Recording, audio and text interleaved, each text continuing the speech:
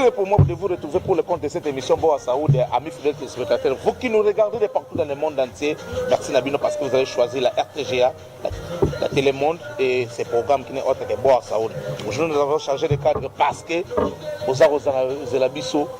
Non seulement vous avez la biso, vous avez la nouvité, et puis la nouveauté. Il y a au moins le lot, il y a un cadre prestigieux, un cadre solo là par rapport à beaucoup de biso parce que c'est vrai, le monde entier, biso nous surtout un problème. Le problème, moi, et que vous trouvez solution à ceux qui ont yebi makambangonde à expliquer biso ni ne konyo la biso nous autres. Grand merci à celui qu'on appelle Abba Vision parce que c'est lui qui a assuré la réalisation de cette émission. Mais tu as un bon côté, Steve Vita, mais également aussi Patrick HD Iwewe. Et puis tu as un bon côté, Baïba Rosso Oyo, qui soutient la Kabiso. Là, nous passons à Elvis Maël Manda Chouva, également à Papi Messi. Pendant tout ça, le cap là, Elvis Maël Manda Chouva, Oyo, à Madame Myriam Kisanga. Alors, tout le temps solo là, tout soit naïe parce que ma caméra est belle. Mais laissez-moi déjà vous dire que cette émission est enregistrée depuis loin de la capitale angolaise, mais diffusée dans la RDC, dans la Télémonde, et que merci aussi dans ces partenariats. Nabi beaucoup zelaï. Mais tu as appelé Sénat Jambot. Je te répète. Bonne tarde, papa. Bonne tarde, papa Jean. Bonne santé. Oui, ça va par la grâce de Dieu. On est toujours en forme. Hein? Toujours. Très bien habillé. Hein? Effectivement, merci beaucoup pour les compliments. Merci. Alors, on a aussi pendant le cadre, c'est un cadre VIP. Et pas mais on a répété. C'est qui est vrai, on a absent. On a peut-être tout reçu outil Congo, outil le Gumbashi, outil on a évité. D'abord, un monde de bienvenue parce que c'est qui est vrai, on a absent et loin, ça fait 2 mois. Bon, en tout cas, merci tout d'abord de m'avoir accordé la parole. Et puis, on a fait une botte dans le bancho, Bajuli Bagua Rolanda Bicho, Koto et Banagosolo Maïmatali Bokono. Maïmatali Santé Nabicho, Maïmatali, Yelo Koni, les autres qui sont dans le jeu. La personne botte dans le bancho, Bajuli Bagua Rolanda Bicho. Merci. Alors, vous avez absent. C'est que vous avez absent dans ces manœuvres. Et puis, quand vous avez baigné de partout dans le monde entier. Mais qu'est-ce qui se passe? Est-ce que l'émission est où vous mettez l'émission vous mettez ce qui est vrai? Si tu le répètes à Bimaka, quand tu as Bimi, à Kenakolo Kamakambo Yasika. Oui, le bisou Makamoni Yasika, déjà, patient Yasika, Kala, Basatanga. Bon, pour Makambo Yasika, tu es dans Makambo Yasika et Délé. Tout d'abord, na bakisi et Délé pour na maman, ou bazana ba problème ya ba règle interrompue, tu peux marcher ensemble interrompida. Bao bazana ba règle douloureuse, bao bazana ba myome, ba fibromyome, ba kisi, ba kiste, hémorroïde na yeli susu na bakisi mususu ya hémorroïde. En dehors ya camomilla, cavalia na yeli susu na kisi mususu. Na batu ya diabète, gloire à Dieu, na yeli susu na nzete mususu. Moi bakisi za ebele. Na bana anémia SS, na yeli susu na bakisi ya mingi penda ya mingi. Surtout pour na bano ya SS. Moi lo ya bakisi benda za mingi. Nzamba sungaki totambolaki sika tokendaki tokutaki na bachwa ya Gabon sololi na bango balakisi pe ba variété na bango tokendaki lokola mwa symposium ya ba phytothérapeute na biso ya Afrique centrale. Tomekaki kotambola elekaki na Cameroun tokutaki pe na bandeko mosusu tosali échange culturel ya ba valeur ancestrale na biso yango pe toye na banouveauté mingi oyo bandeko bakoya bakozala kozwa vraiment lisungi na bakisi oyo. Merci, donc c'est très bien dit. Je crois que donc l'absence, parce que ce qui est vrai, nous avons vraiment dérangé. Nous Palanca, mais c'est également aussi à Charlie, donc va déranger un trop na Palanca. Mais qu'est-ce qui se passe, monsieur? Vous mettez non, ce moment que vous mettez, c'est que le phytothérapeute à Saté, à Bimaki Moké, et l'absence non peut pas parce qu'on a la tête. Mais l'avantage que nous avons, on a adresse. Voilà. On a adresse, c'est un message à Baby Place, il y a pour déclarer. Tout ce qu'on a comme tel hémorroïde, c'est comme si vous avez une novidade. Est-ce que tu as une novidade qui n'est pas une hémorroïde? Mais non, je préfère d'abord te me expliquer parce que les gens ont peut-être n'habité sur les mémoires difficiles ou faciles. Il y a comprendre hémorroïde. Si vous me expliquer avant de comprendre une novidade parce que le plus c'est produit qui est maladie. Merci papa Jean Kanza na motuna otuni. Nazomeka vraiment kokota na muzindo pona kolakisa batu eloko nino bazobenga maladie hémorroïdale. Eloko nini bazobenga veine hémorroïdale. La maladie hémorroïdale par définition ce sont des varices ou bien la dilatation des veines. Tope na lingala tolobi ko vimba ya misisa. Misisa et vimbi kati na nzoto. Vous voyez? mais à ce moment tokomi koloba maladie hémorroïdale oui alaka soki ekoteli mutu mingi na niveau ya bagamete au moins na niveau ya gamete na ye mai edimine malome banyama mingi bakufi nde place éjaculation précoce eza koya mingi. Mais dans tout ça eloko oyo toujours telemela pena ya kolakisa bato maladie hémorroïdale esilaka.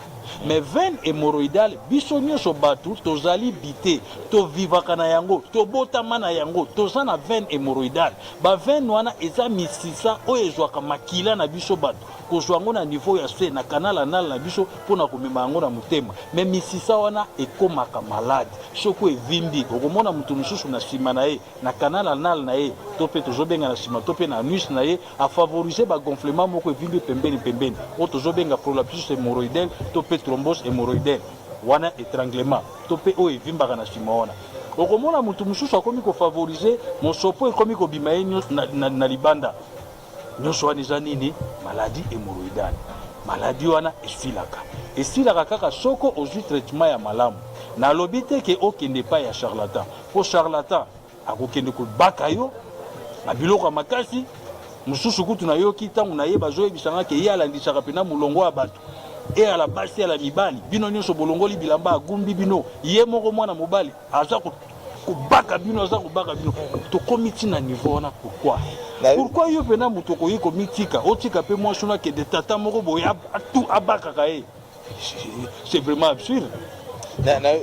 eloko wana sepelaka po ntango yo moto otombolanga nga tozali kaka toyeba hémorroïde nini mais yoka ndenge bandi kotombolanga yo soki oyeba pesaka kaka bainformation basese information ke charlatan bimi misusu o te bazosala baexamen na basoyi o tokolakisa biloko wana nyonso parce ce sont des biloko ekomi olengisa. Non mais c'est là aussi les gens balobi ke no te mais la médecine a évolué na niveau traditionnel médecine traditionnelle évolué eza nango normal juste ça ça a été une parenthèse mais tokosonga non quand même. Mais lelo nalingai mpe tosolola par rapport ya makambo oyo etali. Quel rapport y a-t-il entre infection et hémorroïde? Parce qu'il y a des gens qui ont charlatan, ça c'est vrai, moi je l'ai reçu. Et c'est un a senti qu'il y a un problème d'éjaculation précoce. Mais il y a une infection, soit il y a la catine. Parce que il y a des bébés qui ont des salés. Mais il y a des gens qui ont des est-ce que les infections en soi, et comme ça, à un niveau de thrombose hémorroïdale? Merci Mingi Papa et Jean Kanza. Les infections favorisent les hémorroïdes. Infection, ils ont une pénétration de parasites extérieurs ou pénétrer dans le organisme et comment détruire le monde. Alors, maladie hémorroïdale, ils ont favorisé l'infection et à la candéline.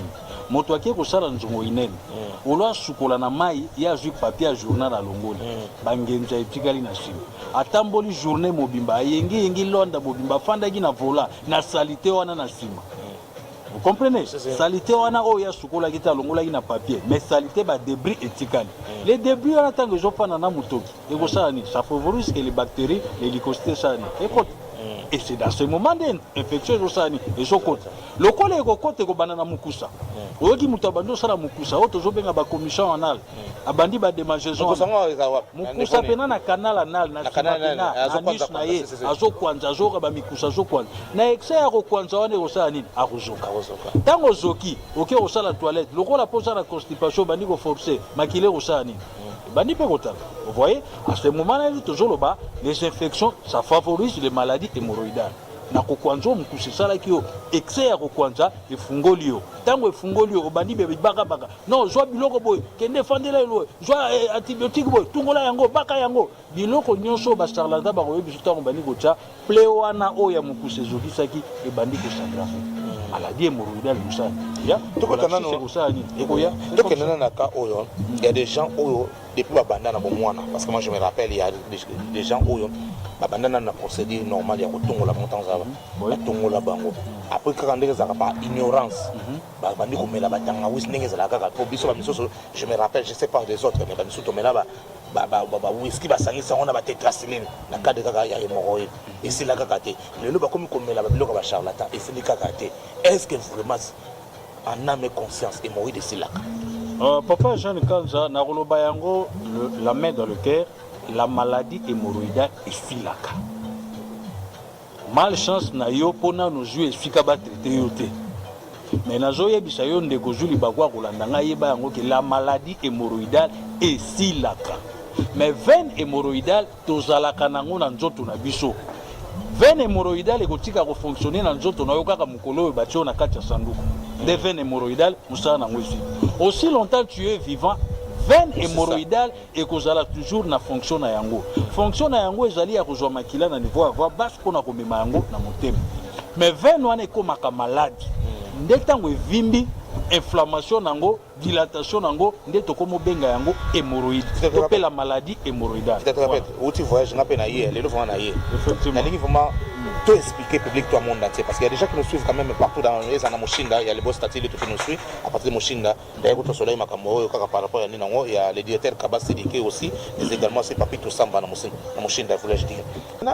Quel rapport y a-t-il? En tout cas, Nani peut pas comprendre parce que si moi je comprends, Batopé va comprendre. Effectivement. Ça c'est juste va changer la combat.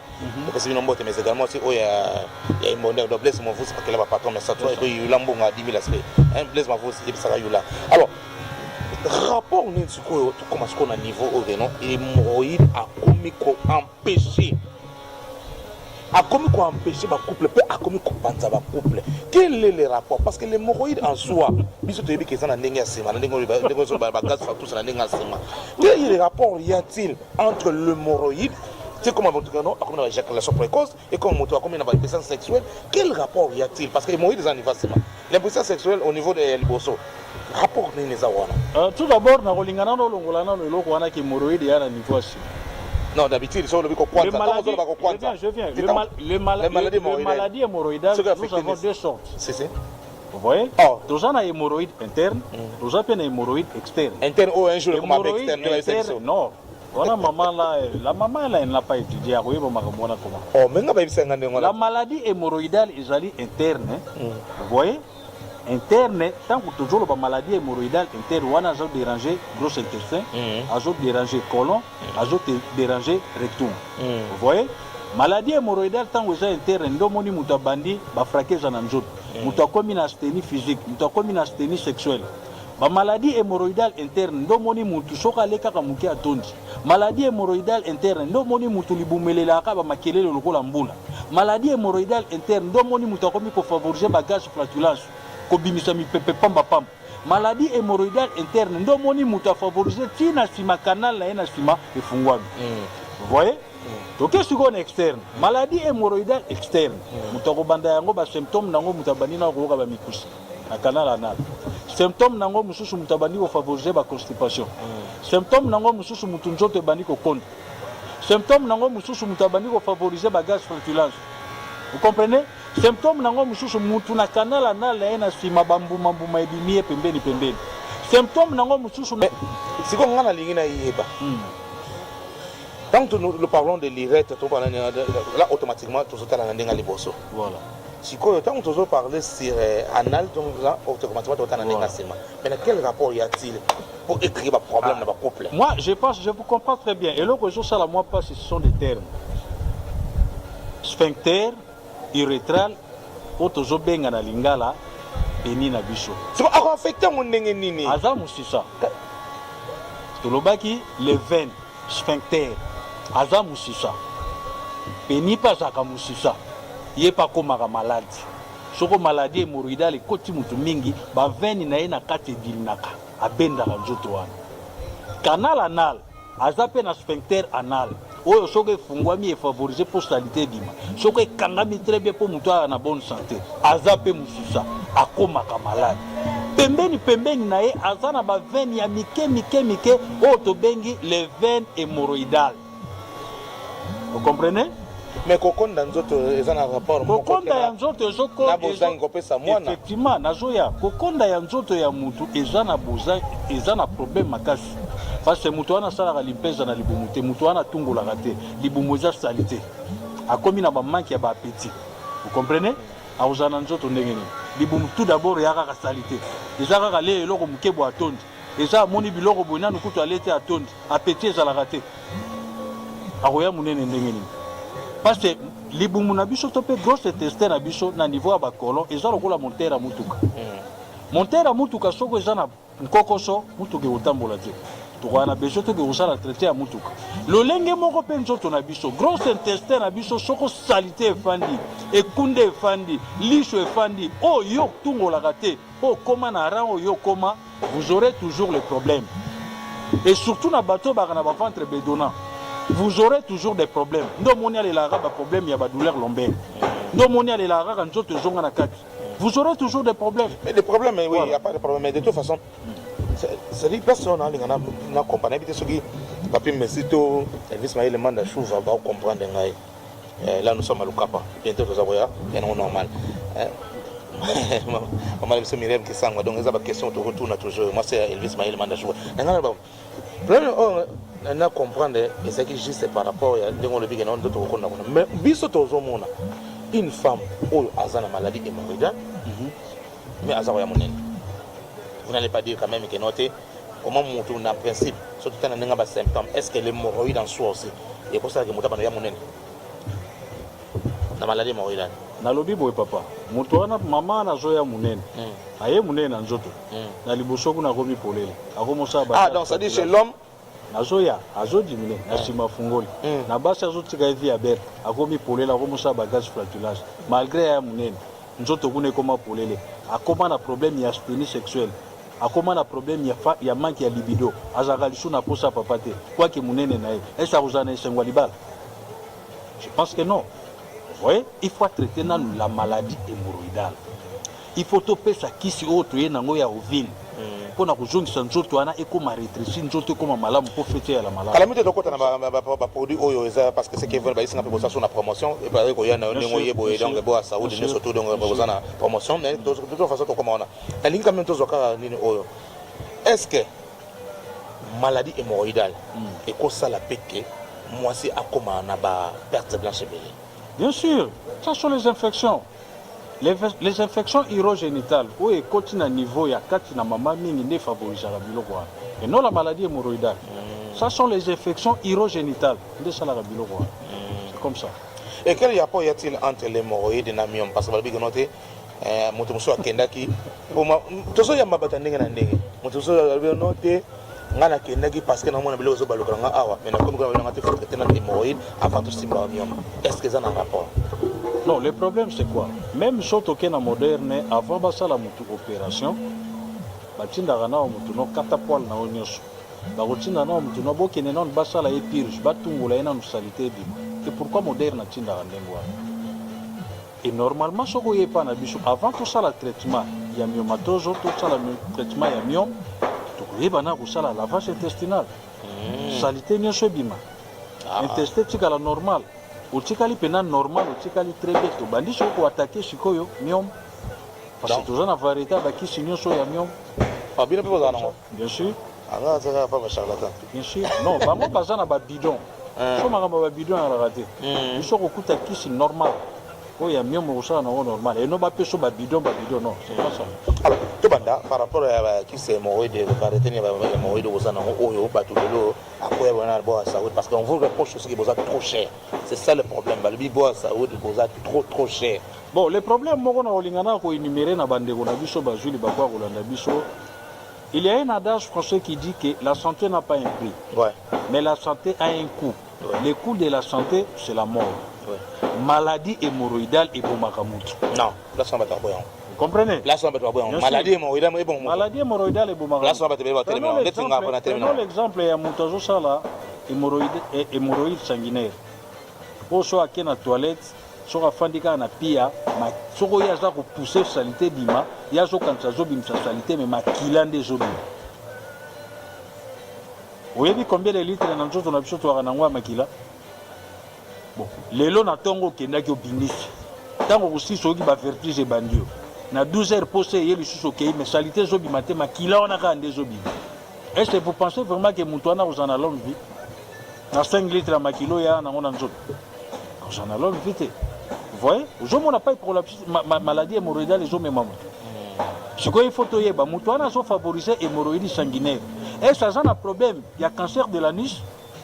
Vous comprenez? On a écouté ce que ça l'aniscopie pour toi. Cancer de l'anus, on s'arrête dans ma gant côté de la non. C'est pas comme ça. Il faut que maman a beaucoup d'infirmières pour s'occuper de akoyeba na kotala non oyo eza musisa nde ezokaki oyo eza problème ke non alaki na constipation ya makasi nde asali égratignure oyo ya salité ntango azoforce ndeke nde kozongisa veine hémorroïdale na kiledi mais oyo mpenza azokende non nous ne sommes pas les charlatans de touche à tout non ce n'est pas comme ça et ce n'est pas comme ça pe ke oye epa na biso mbala moko na biso ke non matana nokuna tosala non ce n'est pas comme ça. Non, mais quand même, la médecine a évolué, il y a un appareil, c'est normal. Appareil, ok, on continue à parler de malade, il non, le problème c'est quoi? Il faut poser question là très bien. Aux gens vont se référer à Batosoi. Mais quand on a très bien, papa jeune, quand on a une salle Marambosoi, moi je pense que là, toujours bien, on a le principe introduction. Zolan na kofungola na bande ko tanto bazo sutuka o basala ki examen na soi nga na zolo belo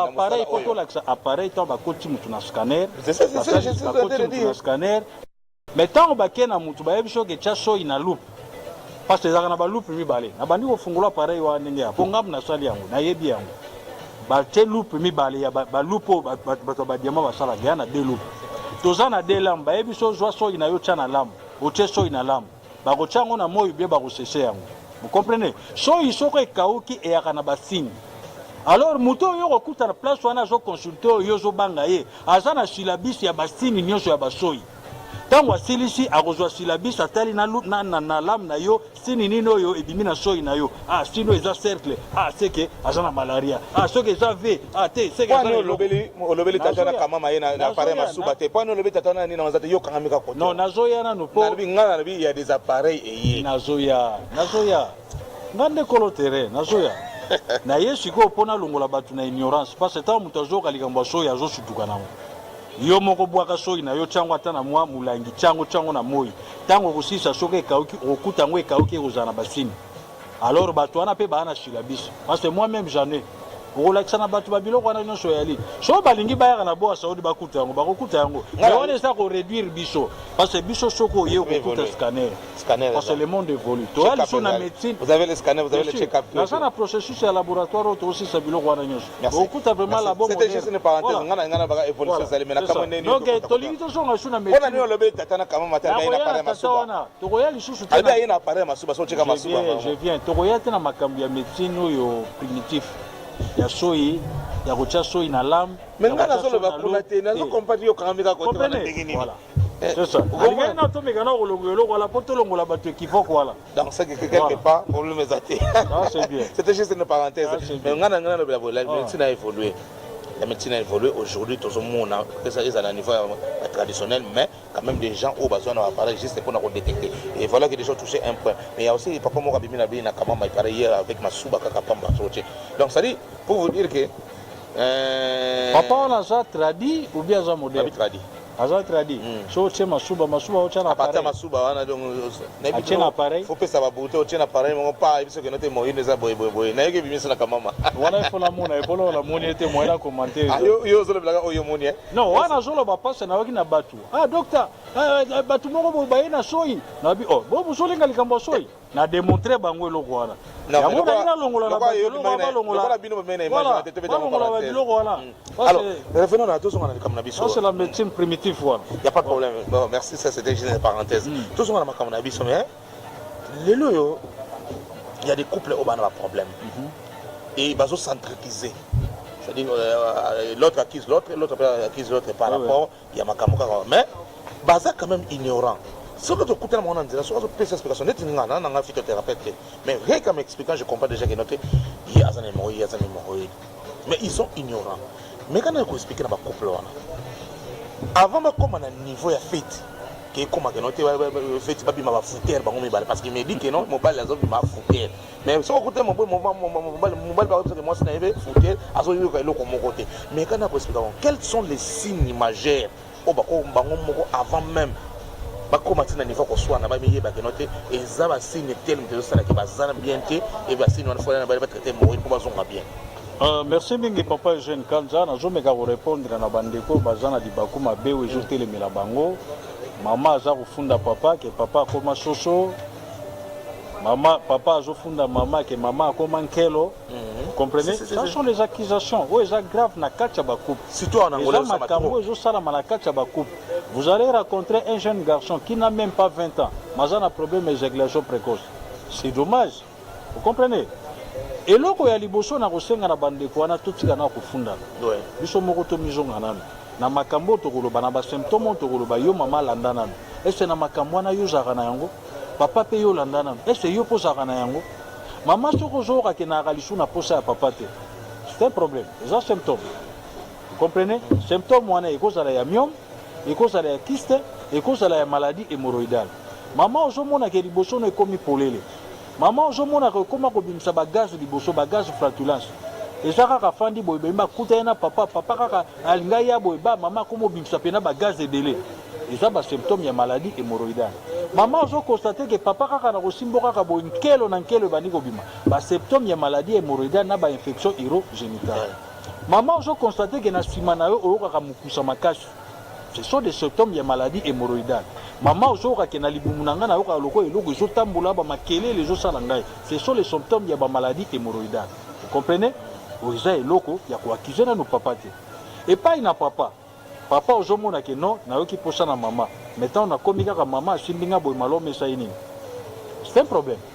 Wana na problème wana photo yeba na niveau ya gamètre na wana to osala examen ya spermogramme. Na spermogramme photo yeba. Est-ce que ça na malome neza normal?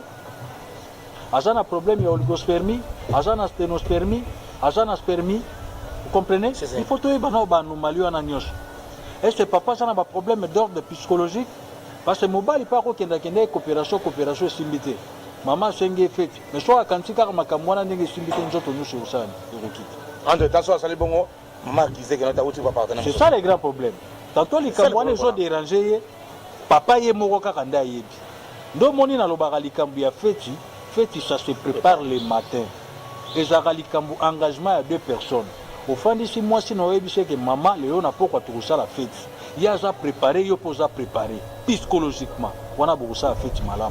Mais ça c'est que coopération est simbité, quand dans la coopération est simbagité, OK yo meri njome, OK yo meri ba masango ba sachet amike, oyo aussi sango pas ya maman. Mais tant au kantara il y a coopération est simbité ali, je te sais ni.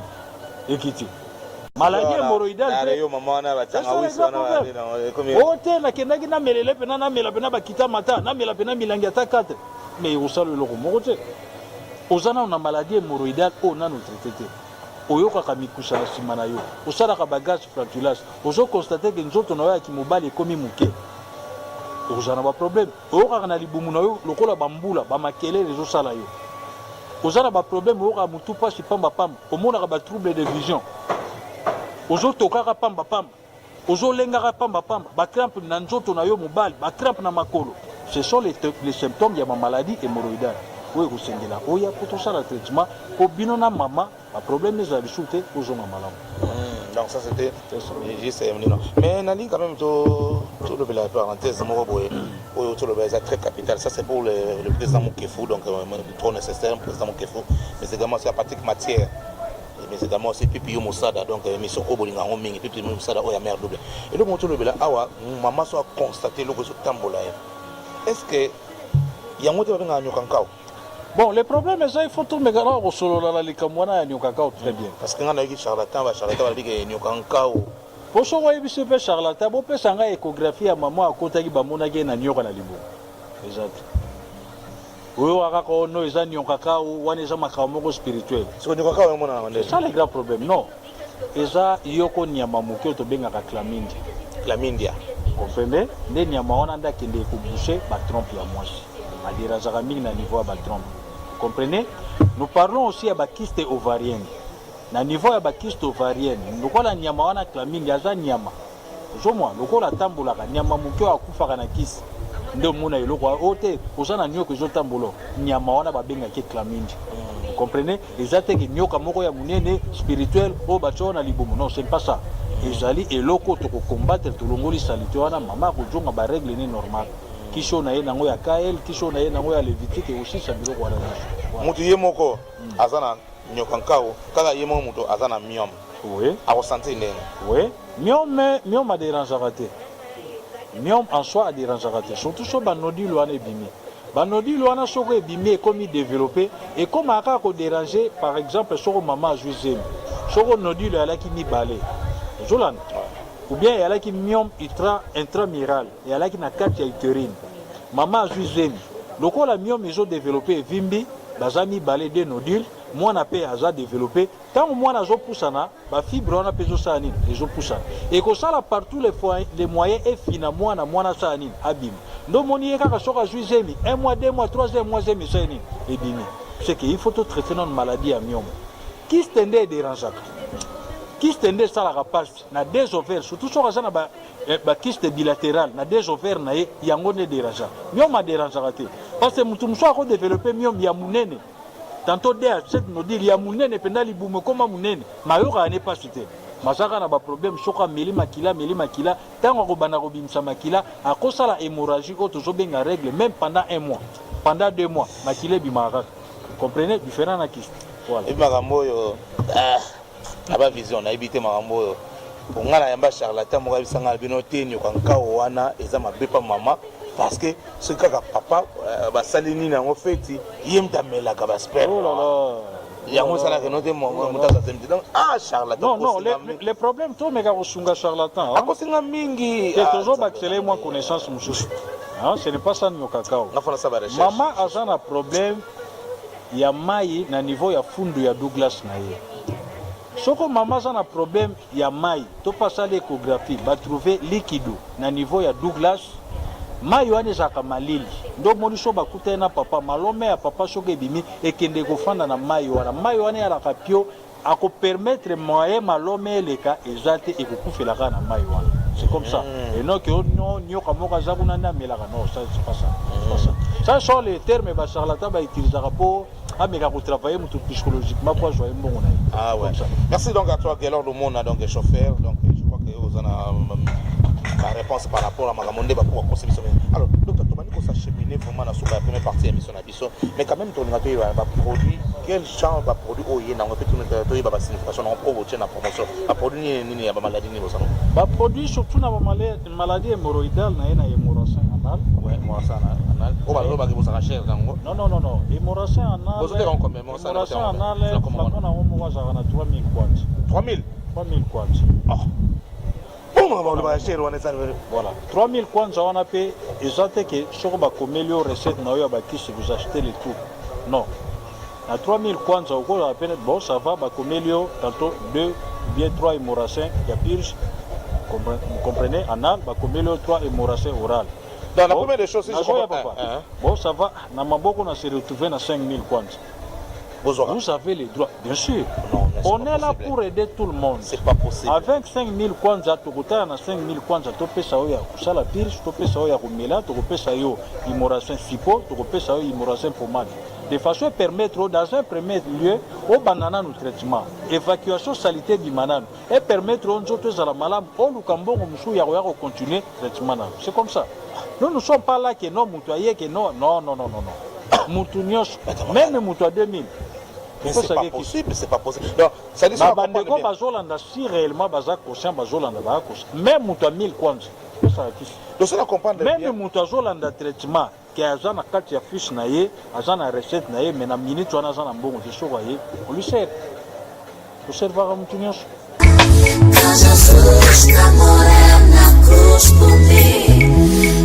tozana bakiso ekoti ya sika na kanisi aussi kolana ma docteur ndenga sikoloba ya babiloko ya sika oyo yevu mai euti zamba o mai euti malikolo kuna ya liboso tozana yango eza Imoracine SR Imoracine SR oyo eza mpona kotongola mpona kosala lavage ntango yo osili kosala lavage nsima nde okozwa tozana Imoracine oral oyo eza mpona komela oyo ezali mpona moto oyo nyonso aza na problème ya na nice oyo ezali kaka oyo na bouton akozala na mokila akozala na thrombose akozala na prolapsie nyonso oyo soki amelikisi oyo nde akomona make ekosala ye bien ya po bakisi ya sika ndenge eyeli fa tomati ya prix mais tomati prix te toseka balolenge ya prix tokitisima prix moke mpona ndenge boya bopusa na pembeni na biso po toyeba kobimia baprix na biso ya tokolasa susu antidor oyo eza mpona badouleur oyo alike nyonso ya problème ya mokongo pasi motu baka problème nyonso ekotungisa nzoto ya douleur nyonso oyo alike à partir ya antidor oyo ekoyiba kosunga ye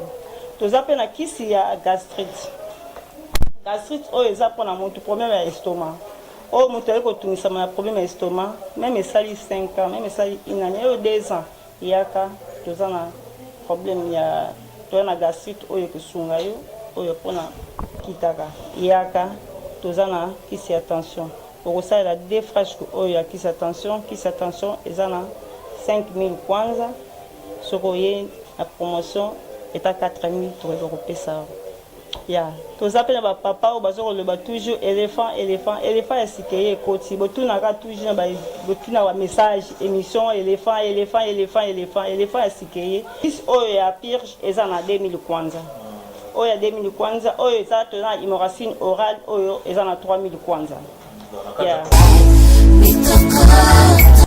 oyo jaenda bakuka soki okomika na sanator ozwi transport ya bakita kosi na transport bakita kosi ntango yo ozomata na transport obengi ngai tosololi na chauffeur toyebisi esika bango bakotaka mpo batika yo wana tokoswane na chauffeur mpo toyebisa esika ya kotika yo soki okoya direction ya kimbangu mbala moko okomi na utanga bakitisi yo wana so okomi wana nde okobenga biso tokodirigeon nde okoyela biso fiche awa eza na 3000 kwanza soki okomi nde nyonso wana okoyeba kokuta ngo awa okozwa solution na yo osalaka de lundi jusqu'à vendredi 8h30 à 16h30 samedi 8h30 à 12h dimanche tosalaka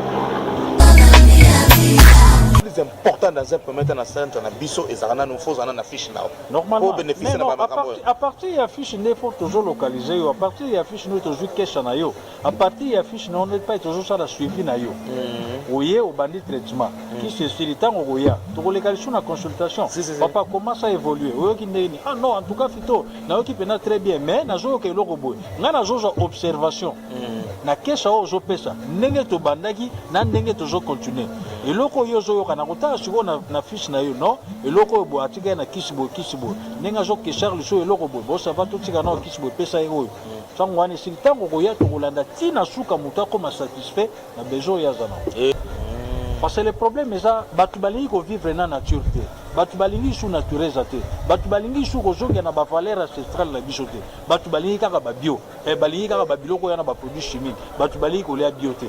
Vous comprenez? Batu balika ba surgelé, balika ba biloko ya ba frigo, balika ba biloko sokota ba formol, balika ba biloko sokota ba produits chimiques, ba engrais. C'est comme ça eloko nde zobo mabad.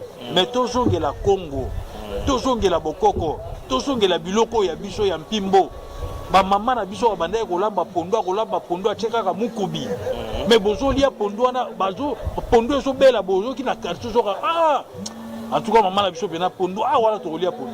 Merci donc vous nous suivez de partout dans le monde entier. Nous sommes là avec le phytothérapeute Jean-Baptiste et Boa Saoud. C'est vraiment un programme où ceux qui sont là qui demandent qu'on s'en va vanter peut-être l'émission on les a sauté. Parce que nous sommes là 2 ans presque déjà 2 ans donc pour vous servir par rapport à la santé parce que vous connaissez nous autres ici un spécialiste sur bien mo. Mais tu m'as dit que ça chemin na suka en dehors ya produit wana. Ils ont battu ça ba pour mine. Et ba maman mo wa bisenga ba produit miam. Abi ya ningi côté adresse à Sire ba bi que notre temps ya ko tabina na kapolo adresse à Sire.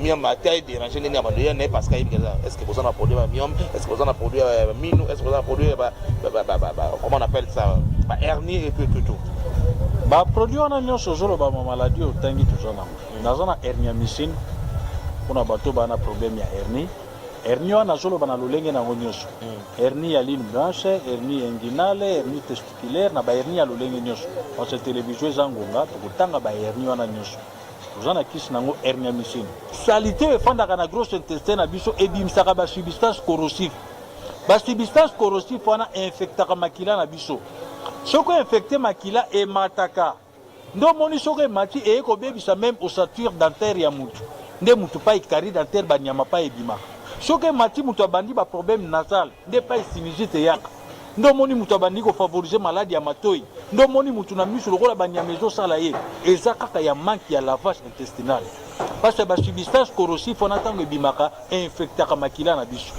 Vous comprenez? C'est donc c'est très bien dit et vous allez go s'acheminer à Souka Mission Mission invité batebela lundi de partout dans le monde entier. Pourquoi tu communes à Souka Mission Mission message ne vous a par rapport il y a pas produit na c'est oye non.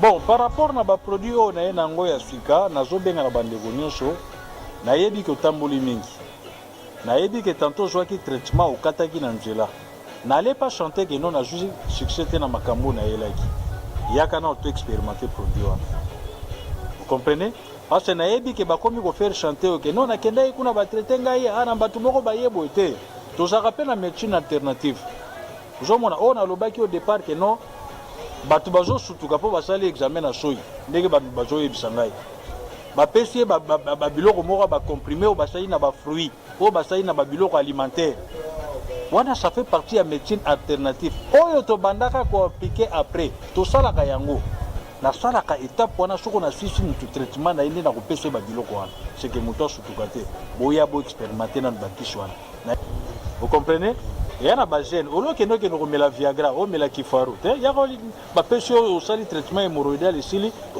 napesi oyo kisi na yo mapumu nkombo esili ke osala mosala na yo